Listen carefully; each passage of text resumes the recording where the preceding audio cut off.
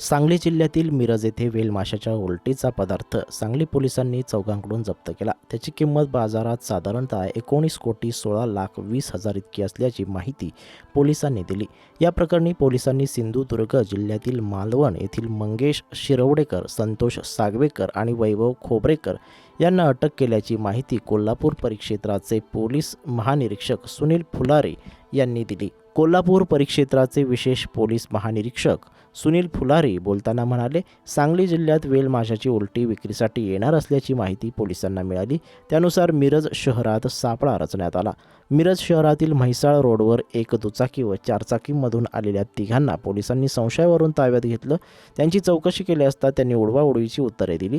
त्यानंतर पोलिसांनी खाक्या दाखवताच वेल माशाची उलटी विक्रीसाठी आल्याचे त्यांनी सांगितले। पोलिसांनी त्यांना ताब्यात घेतले। त्यांच्याकडून वेल माशाच्या उलटीच्या 4 लाद्या हस्तगत केल्या।